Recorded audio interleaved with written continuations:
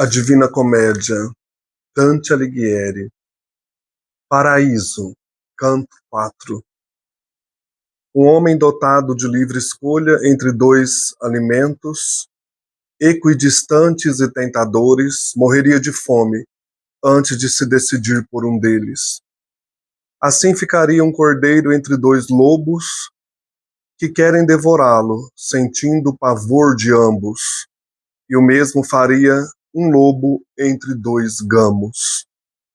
Então, se eu me calei, não me culpo nem me louvo. Isso seria inevitável, pois da mesma forma eu era pressionado por minhas dúvidas.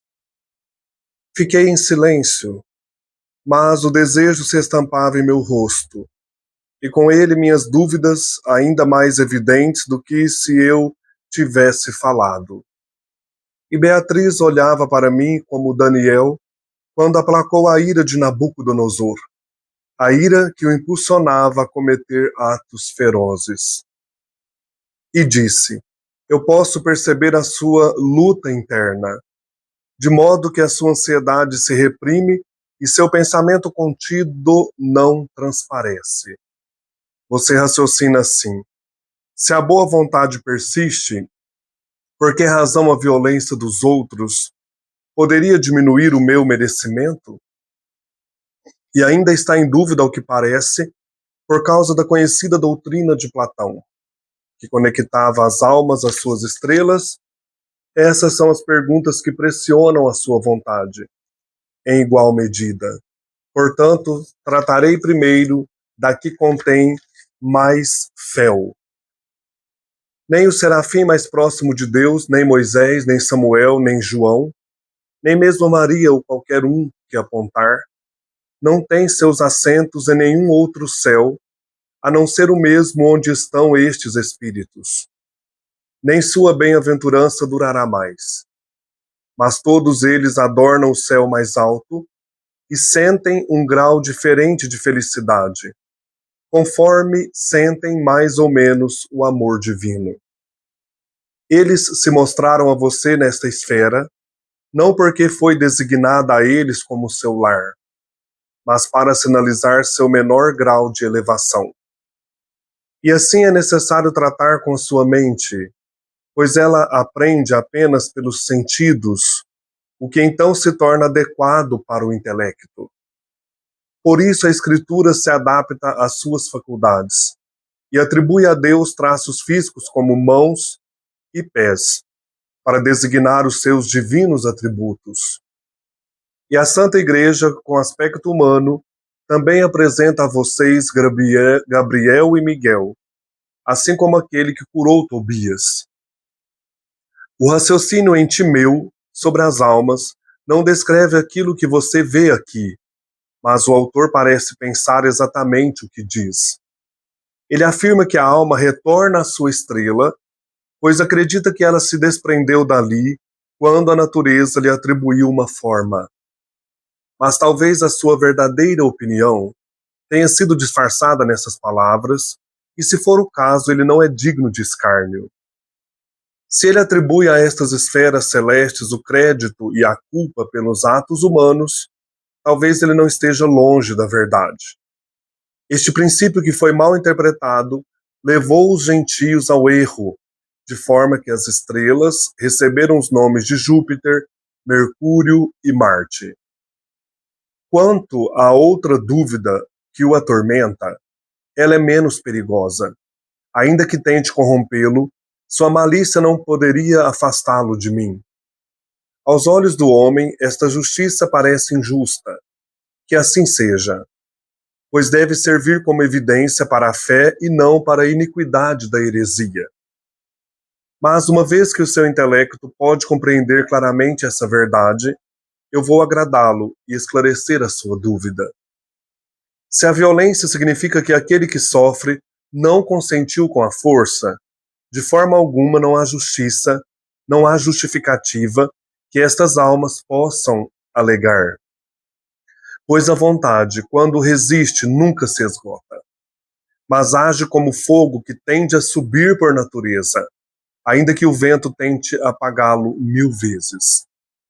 Quando a vontade se rende, seja muito ou pouco, a violência vence. E assim fizeram essas almas, pois poderiam ter fugido para o abrigo sagrado. Se a vontade delas fosse tão íntegra, como aquela que prendeu Lourenço à fogueira, ou aquela que fez Múcio punir a própria mão, elas deveriam ter retornado ao seu caminho, logo que seus passos estivessem desimpedidos.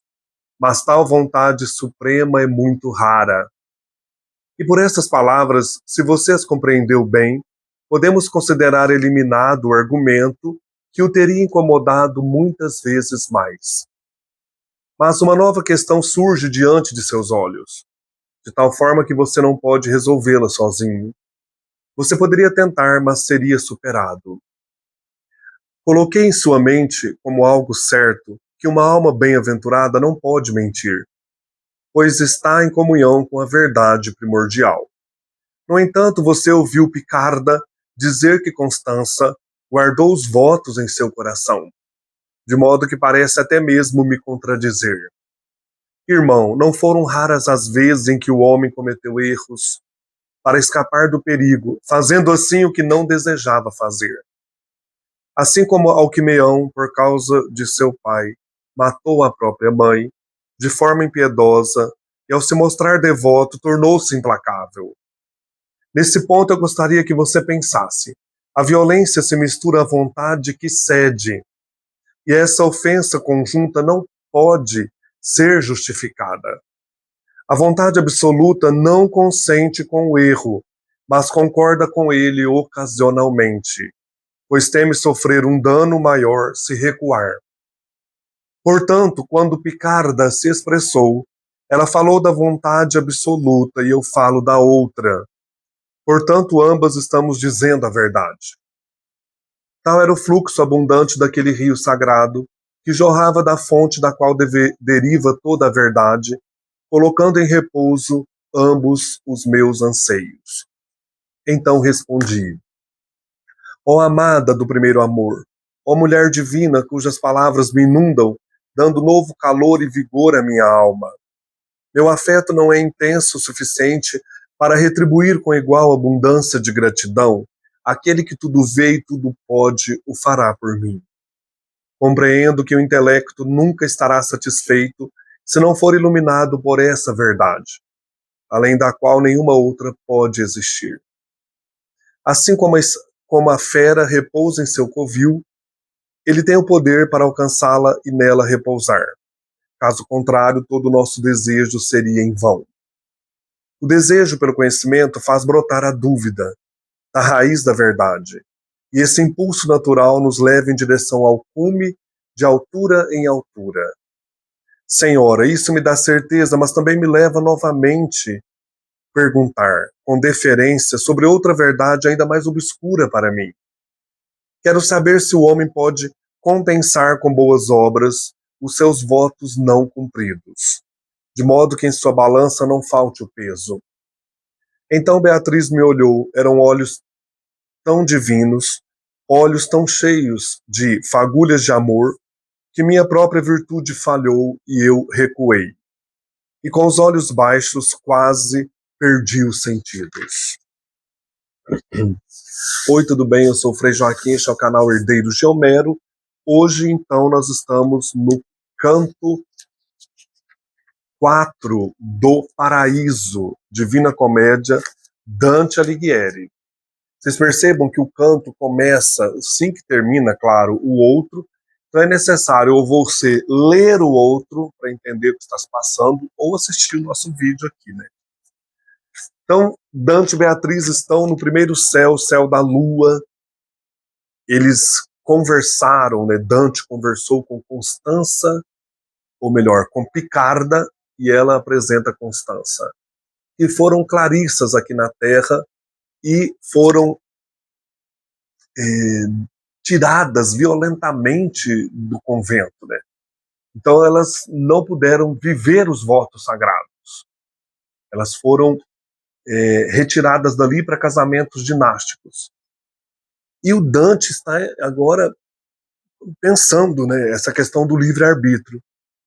elas não desistiram dos votos sagrados por vontade própria, elas foram obrigadas ali, violentadas na sua vontade, na sua liberdade.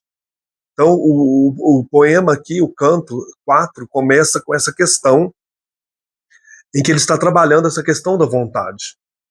Se naquele primeiro céu da lua estão as almas que não foram fiéis aos votos religiosos, por que, se as duas estão ali, elas não foram fiéis por livre vontade, né? Então ele vai questionar essa questão da liberdade. Só relembrando aqui, olha, a Terra, primeiro céu, o céu da lua, a hierarquia aqui são os anjos, e a hoste de almas são as almas que não viveram os votos sagrados. É essa questão que está aí martelando na cabeça de Dante no início do poema.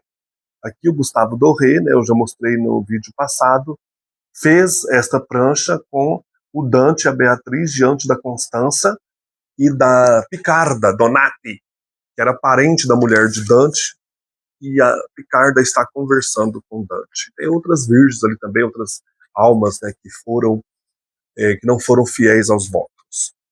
Então, o texto, gente, vai falar muito dessa questão da verdade absoluta e da verdade relativa, e também da vontade absoluta e da vontade relativa. Então, é muito árduo esse texto aqui do canto 4, principalmente o começo, e depois a longa fala de Beatriz. Um homem dotado de livre escolha, livre-arbítrio, entre dois alimentos, equidistantes e tentadores, morreria de fome antes de se decidir por um deles. Então o Dante começa com uma comparação, é o poeta falando aqui. O homem tem livre escolha e está diante de dois alimentos que ele gosta, né? São alimentos que estão na mesma distância e são tentadores. Ele tem que decidir entre um deles. Ele fala, ele morreria de fome antes de decidir por um deles. Assim ficaria um cordeiro entre dois lobos. Qual lobo? Será que vai me comer? Pensa o cordeiro, né? Que querem devorá-lo, sentindo pavor de ambos. Então o cordeiro também fica assustado, né? Qual desses dois aqui lobos irão me devorar? E o mesmo faria um lobo entre dois gamos. Então, o lobo também ficaria numa situação difícil entre dois gamos. Então, os exemplos citados por Dante nesses versos de 1 a 6 remetem ao dilema do burro, de Buridan. Buridan foi um filósofo francês do século XIV, segundo o qual um burro colocado entre dois alimentos, igualmente distantes e saborosos, morreria de fome sem saber qual escolher. Só que o Dante aqui não usa o burro, ele usa o homem, né? O homem colocado diante de dois alimentos que ele gosta, né? E ele morreria de fome antes de escolher, porque ele tem esse livre-arbítrio. Então, segundo esse filósofo, né, um burro colocado entre dois alimentos igualmente distantes e saborosos morreria de fome sem saber qual escolher. Dante substitui o burro pelo homem, ou seja, um ser dotado de intelecto, o homem, e não movido apenas por apetites sensíveis. Então ele começa falando disso. Vou ler de novo os 3 tercetos. Um homem dotado de livre escolha, entre dois alimentos equidistantes e tentadores, morreria de fome antes de se decidir por um deles. Assim ficaria um cordeiro entre dois lobos, que querem devorá-lo, sentindo pavor de ambos, e o mesmo faria um lobo entre dois gamos. Dante, então, usa a comparação do filósofo Buridan do século XIV. Aí agora ele vai começar, né? Ele sai da comparação e vai para o poema falando do que ele está sentindo ali. Então, se eu me calei, não me culpo nem me louvo. Isso seria inevitável, pois da mesma forma eu era pressionado por minhas dúvidas. Então, ele tinha dúvida diante dessa questão. Se a Picarda e a Constança foram violentadas no livre-arbítrio, então elas não tinham culpa de ficar naquele céu da lua tão distante de Deus. Né? Se elas foram violentadas, por que elas estão ali, violentadas na sua liberdade? Por que elas estão no céu da lua, tão longe do último céu, né, onde está Deus. Duas dúvidas agitam o espírito do poeta. A primeira é: se a violência tolhe a liberdade, como pode ser justo que as almas forçadas a romper os votos fiquem mais longe de Deus? Então, se Constância e Picarda foram feridas em sua liberdade, ao serem retiradas violentamente do claustro, por que têm que ficar longe de Deus? Que culpa teriam? Elas não tiveram escolha. Então, isso é a primeira dúvida dele. A segunda é relativa à doutrina de Platão, segundo a qual todas as almas são criadas antes dos corpos e depois da morte voltam para as estrelas de onde vieram. Então Platão acredita, né, lá no diálogo Timeu, que cada alma foi criada num determinado céu e ela foi criada antes do corpo. Então ela voltaria depois da morte para esse respectivo céu.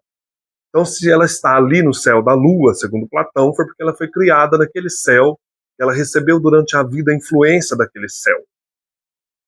Ao ter essas dúvidas, a Beatriz, que é a teologia, vai então esclarecer Dante num longo argumento.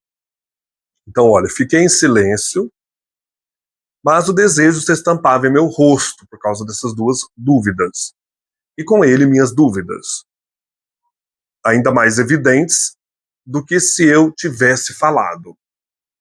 E Beatriz olhava para mim como Daniel quando aplacou a ira de Nabucodonosor, a ira que o impulsionava a cometer atos ferozes. Beatriz então interpretou o pensamento de Dante, assim como o profeta Daniel fez com o sonho de Nabucodonosor, que queria matar os seus sábios por não poder interpretá-lo. Está lá no Antigo Testamento, no livro de Daniel, capítulo 2. Então Dante resgata isso aí. Beatriz olhou para ele como Daniel olhou para Nabucodonosor, que queria matar os seus sábios do reino porque não conseguiram interpretar o sono de Nabucodonosor, o sonho, né? E Daniel consegue interpretar. Ele vê uma estátua de barro, de ferro, de bronze, de ouro, né? Nabucodonosor, no sonho, e Daniel interpreta, né? O reino de Nabucodonosor vai cair, tem pés de barro. Aí Beatriz vai começar a falar, gente. Ela fala muito mesmo. E disse: eu posso perceber a sua luta interna, de modo que a sua ansiedade se reprime e seu pensamento contido não transparece. Ele estava falando, mas ela sabia o que ele estava pensando. Interpretava, né? Você raciocina assim: se a boa vontade persiste, por que razão a violência dos outros poderia diminuir o meu merecimento? Foi a violência dos parentes que tiraram essas mulheres do claustro. Por que elas têm que ficar longe de Deus no céu da lua? E ainda está em dúvida, ao que parece, por causa da conhecida doutrina de Platão. Beatriz aqui é a teologia, vamos pensar sempre isso. Então ela conhece tudo que Dante conhece aqui de filosofia, que conectava as almas às suas estrelas. Como eu já falei, né? Platão fala que cada alma foi criada numa estrela e volta para lá depois. Essas são as perguntas que pressionam a sua vontade, em igual medida. Portanto, tratarei primeiro da que contém mais fel, da que está mais amarga, né? Da dúvida que está mais amarga. A que contém mais fel. Beatriz responde primeiro a segunda dúvida, que é mais amarga e mais perigosa e poderia impedir a salvação de Dante. A doutrina de Platão, que era a segunda dúvida dele, né? Se interpretada literalmente, pode levar à crença perigosa e herética do determinismo astral, ou seja, que as almas inconstantes são regidas pela Lua, as almas inclinadas ao amor são regidas por Vênus, são de Vênus, as almas guerreiras são de Marte e assim por diante. Então existe um determinismo astral, e essa segunda dúvida pode levar Dante a não ter o reino dos céus. Então você tá pensando aqui em Platão. Essas almas inconstantes no amor são regidas pela Lua. Ela vai começar a esclarecer essa dúvida. Nem o serafim mais próximo de Deus, nem Moisés, nem Samuel, nem João, evangelista, né? Nem mesmo Maria ou qualquer um que apontar, não tem seus assentos em nenhum outro céu, a não ser o mesmo, onde estão estes espíritos. Nem sua bem-aventurança durará mais, nem os grandes profetas, nem Samuel que ungiu Davi, nem Maria, estão em céus diferentes do que Constância e Picarda. Mas como? Todas as almas estão diante de Deus, elas aparecem para Dante nos respectivos céus para sua melhor compreensão, mas todas estão diante de Deus. Eu já falei, acho que no primeiro vídeo ou no segundo, as almas circulam, né, elas sobrevoam esses vários céus. Elas aparecem aqui para Dante no céu da Lua, para que Dante compreenda qual astro as influenciou, mas elas não estão determinadas ali aquele céu. Não existe aqui na doutrina católica, né, na teologia, esse determinismo astral que está lá no diálogo Timeu de Platão. Olha, mas todos eles adornam o céu mais alto e sentem um grau diferente de felicidade, conforme sentem mais ou menos o amor divino. Então todos estão diante de Deus e cada um sentem em grau maior ou menor, conforme viveram aí a experiência do amor divino. Para deixar clara a falta de ligação causal entre as almas e as estrelas, conforme a teoria de Platão, Beatriz explica que as almas não estão realmente nas esferas materiais. Elas aparecerão nos vários céus somente para facilitar a percepção limitada de Dante. Na realidade, todas as almas do paraíso, desde Picarda até o serafim mais alto, estão todas juntas com Deus no empírio. Ou seja, a diferenciação física que Dante vê não é real, mas a diferenciação espiritual que ele não pode ver é real.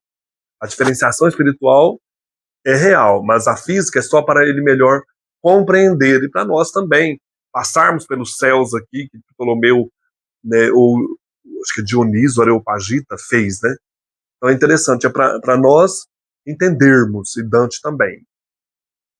Eles se mostram a você nesta esfera da Lua, não porque foi designada a eles como seu lar, mas para sinalizar seu menor grau de elevação espiritual. E assim é necessário tratar com a sua mente, Dante, né? Pois ela aprende apenas pelos sentidos, o que então se torna adequado para o intelecto.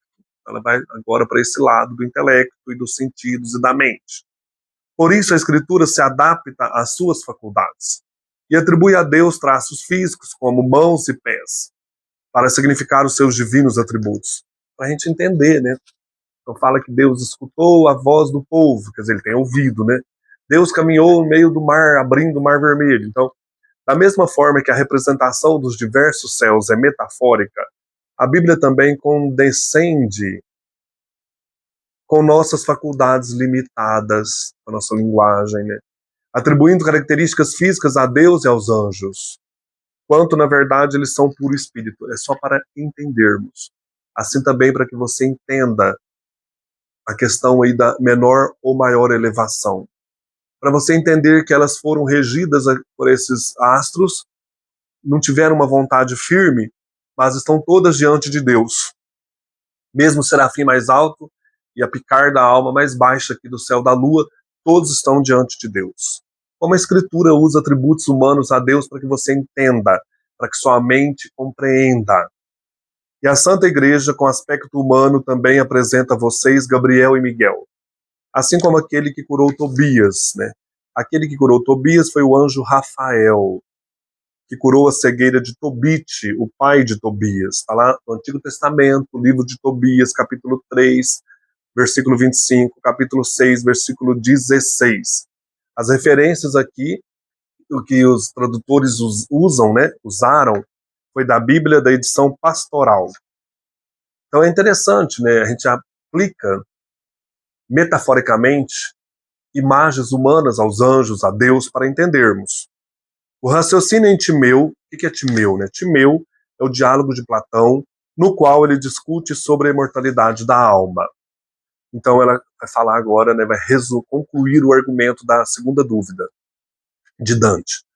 O raciocínio em Timeu sobre as almas não descreve aquilo que você vê aqui, mas o autor parece pensar exatamente o que diz. Platão, então, dá um significado literal à teoria do determinismo astral, enquanto as escrituras têm sentido figurado. Assim, Beatriz responde à primeira dúvida de Dante, restringindo o sentido da doutrina platônica. As estrelas não podem determinar nossas escolhas, porque então não teríamos livre-arbítrio. A lição do livre-arbítrio já aprendemos lá no Purgatório, canto 16, com Marco Lombardo. Lembra? Ele ficava no meio das fumaças lá no Purgatório. Então aqui ela está dizendo, olha, as estrelas não determinam, como Platão dizia, o nosso viver, o nosso querer, ou para onde iremos depois de mortos. Se for assim, nós não teríamos livre-arbítrio. Ele, Platão, afirma que a alma retorna à sua estrela, pois acredita que ela se desprendeu dali quando a natureza lhe atribuiu uma forma. Platão acredita que as estrelas determinam nossas escolhas. Mas talvez a sua verdadeira opinião tenha sido disfarçada nessas palavras, e se for o caso, ele não é digno de escárnio. Se ele atribui a estas esferas celestes o crédito e a culpa pelos atos humanos, talvez ele não esteja longe da verdade. Este princípio, que foi mal interpretado, levou os gentios ao erro, de forma que as estrelas receberam os nomes de Júpiter, Mercúrio e Marte. Eles deram nomes de deuses gregos, às estrelas celestes. Quanto à outra dúvida que o atormenta, qual a outra dúvida? Porque as almas tolhidas em sua liberdade ficam mais longe de Deus? No caso aqui, Picarda e Constança. Elas foram tolhidas em sua liberdade, foram retiradas violentamente do mosteiro. Ela é menos perigosa, essa dúvida. Ainda que tente corrompê-lo, sua malícia não poderia afastá-lo de mim. Afastá-lo de mim, não significa afastar-se da própria Beatriz, não é isso. E sim da teologia que Beatriz representa aqui no texto, do Paraíso, na comédia inteira. Ou a sabedoria divina. Então, esse pensamento seu não te afasta da sabedoria divina. Aos olhos do homem, esta justiça parece injusta, que assim seja, pois deve servir como evidência para a fé e não para a iniquidade da heresia. Mas uma vez que o seu intelecto pode compreender claramente essa verdade, eu vou agradá-lo e esclarecer a sua dúvida. Se a violência significa que aquele que sofre não consentiu com a força, de forma alguma, não há justificativa que estas almas possam alegar, pois a vontade, quando resiste, nunca se esgota. Beatriz diz que uma vontade que não deseja ser vencida nunca cederá. Então, mesmo que elas foram retiradas dali, mas se a vontade permaneceu, não se esgotou. Esta é uma doutrina dura, e o espírito de Dante, embora não concorde com a violência, se recusa a aceitar a ideia da culpabilização da vítima. Então, as almas de Picarda e Constância foram retiradas à força do convento. Então, a Beatriz diz que elas poderiam permanecer com a vontade dura, com a vontade ali firme. Olha, vou ler de novo. Se a violência significa que aquele que sofre não consentiu com a força, de forma alguma não há justificativa que essas almas possam alegar, pois a vontade, quando resiste, nunca se esgota, mas age como fogo que tende a subir por natureza, ainda que o vento tente apagá-lo 1000 vezes. Quando a vontade se rende, seja muito ou pouco, a violência vence. E assim fizeram essas almas, pois poderiam ter fugido para o abrigo sagrado. Mas elas tiveram essa oportunidade? Eu perguntei para o texto. Duvido que tiveram, oportunidade de fugir. Então, aqui uma nota. Beatriz explica que aquelas almas não consentiram ao mal, mas também não o repararam. Elas deveriam ter retornado ao convento quando tiveram a possibilidade de fazê-lo. Mas aceitariam que não fossem mais virgens? Duvido. Não sei, Quando a vontade se rende, seja muito ou pouco, a violência vence. Elas poderiam, depois do casamento, ter voltado? Mas como, Ou fugido, ou resistido? Como? E assim fizeram essas almas, pois poderiam ter fugido para o abrigo sagrado. Santa Clara resistiu, mas não sei aqui. Se a vontade delas fosse tão íntegra, como aquela que prendeu Lourenço à fogueira, ou aquela que fez Múcio unir a própria mão. Lourenço é São Lourenço Mártir, espanhol, queimado vivo numa fogueira em 258 d.C., durante as perseguições do imperador Valeriano. Esse Lourenço resistiu à fogueira. Múcio é Caio Múcio Scaevola, jovem romano que tentou matar o rei de Chiusi, e tendo falhado, colocou a própria mão no fogo para puni-la. Estranho, né? A vontade deles, segundo Beatriz, foram mais fortes do que dessas mulheres. Elas deveriam ter retornado ao seu caminho, logo que seus passos estivessem desimpedidos. Mas tal vontade suprema é muito rara. Mas tal vontade suprema é muito rara. E além do mais, eu coloquei, esses conventos não as aceitariam por não serem mais virgens. Complicada essa questão, né? Bem complexo isso mesmo aqui nessa Divina Comédia no Paraíso, né? Por essas palavras, se você as compreendeu bem, podemos considerar eliminado o argumento, que o teria incomodado muitas vezes mais. A questão do livre-arbítrio, né? Por que elas estão ali tão longe e se elas deveriam resistir à violência? Mas uma nova questão surge diante de seus olhos de tal forma que você não pode resolvê-la sozinho. Você poderia tentar, mas seria superado. Coloquei em sua mente como algo certo que uma alma bem-aventurada não pode mentir, pois está em comunhão com a verdade primordial. No entanto, você ouviu Picarda dizer que Constança guardou os votos em seu coração. Ela permaneceu virgem no coração. De modo que parece até mesmo me contradizer. Irmão, não foram raras as vezes em que o homem cometeu erros para escapar do perigo, fazendo assim o que não deseja fazer. Assim como Alquimeão, por causa de seu pai, matou a própria mãe, de forma impiedosa, e ao se mostrar devoto, tornou-se implacável. Alquimeão matou a própria mãe Eurífile, para vingar a morte de seu pai Anfiaral. Essa história está em Metamorfoses de Ovídio, lá no canto 9, verso 408. Também no Inferno, canto 20, versos 31 a 36, e no Purgatório, canto 12, versos 50 a 51, retoma-se essa história, né? Dante fala dessa mitologia de Alquimeão, que mata a própria mãe para vingar o pai Anfiaral. Mata a mãe, aí, a chamada Eurífile. Nesse ponto, eu gostaria que você pensasse, a Beatriz falando a teologia, né? A violência se mistura à vontade que cede, e essa ofensa conjunta não pode ser justificada. A vontade absoluta não consente com o erro, mas concorda com ele ocasionalmente, pois teme sofrer um dano maior se recuar. Elas tinham uma vontade absoluta, mas tinham uma vontade também relativa. Portanto, quando Picarda se expressou, ela falou da vontade absoluta e eu falo da outra. Então, a Picarda falou da vontade absoluta, que a Constança guardou os votos no coração. Então, Beatriz distingue entre vontade absoluta e vontade relativa. A vontade absoluta nunca consente com a força coercitiva, enquanto a vontade relativa consente e cede de acordo com as circunstâncias. Então, existiu uma vontade absoluta na Constança e ela permaneceu virgem no coração, enquanto a vontade relativa teve que ceder às circunstâncias e ser retirada violentamente do convento para casar. Portanto, ambas estão dizendo a verdade. Ela falou tudo isso para falar dessas duas dúvidas de Dante e também sobre vontade absoluta e vontade relativa.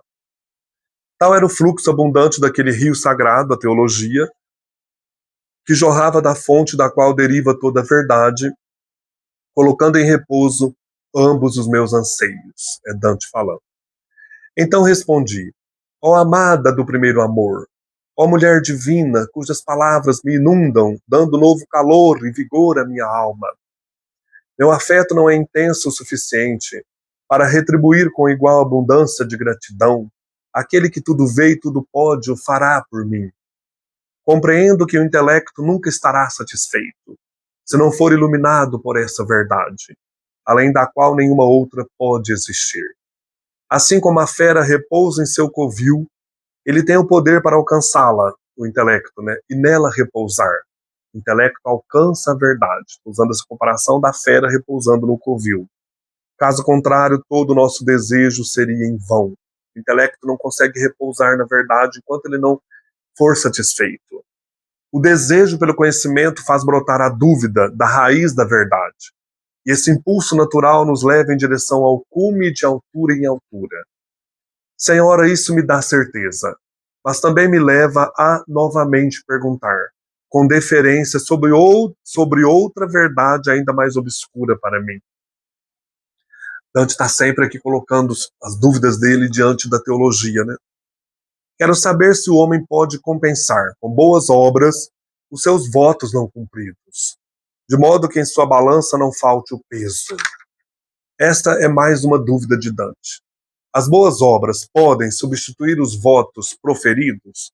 Então, já que elas foram expulsas do convento, retiradas, e por violência contra o livre-arbítrio, mas elas não puderam mais viver os votos de pobreza, obediência e castidade, então elas podem compensar essa não vivência dos votos com boas obras? Essa é a dúvida. O problema da dissolução dos votos era muito discutido na época de Dante Alighieri e trazia discussões não menos relevantes a respeito da salvação da alma. Então a pessoa não viveu os votos, foi impedida de viver, ela vai ser salva? Ela pode compensar aquilo com boas obras? Constância e Picarda poderiam ter feito obras de caridade para compensar os votos não vividos por violência? Então Beatriz me olhou. Eram olhos tão divinos, olhos tão cheios de fagulhas de amor. Fagulhas de amor. Não se deve esquecer que Beatriz representa a sabedoria divina. Os olhares e sorrisos que ela dirige a Dante correspondem ao prazer da bem-aventurança e não mais à antiga paixão entre os dois. Ela é a teologia, ela é a divina sabedoria. Todas as vezes que ela olhar ou sorrir para Dante, significa bem-aventurança. A teologia, a sabedoria divina sorrindo para Dante na sua pequenez humana. Que minha própria virtude falhou e eu recuei.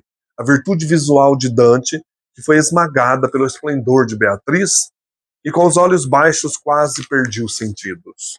Gente do céu, neste canto, notamos que Beatriz, a teologia, vai educando Dante e resolvendo suas dúvidas, diante dos dilemas morais, metafísicos, humanos do poeta, né? Este canto, filosóficos também, né? Este canto do paraíso seria como a consolidação da formação teológica de Dante e do leitor. Então, nós temos aqui o poeta formando teologicamente, né, o leitor, e a teologia formando o Dante, e a cada um de nós, e assim será o poema inteiro. Né? Sempre Dante com dúvidas e Beatriz, a teologia, resolvendo essas dúvidas. Merece releitura, calma, né, com muita calma. A gente vai chegar lá e compreender tudo. Relê o canto, lê as notas, faz uma meditação para você poder entender, para poder passarmos por essas dúvidas de Dante, que talvez sejam também as nossas. O Gustave Doré não fez nenhuma prancha para esse canto de hoje, né? Canto 4, ele não ilustrou isso. Então é isso, gente. Um abraço e até mais.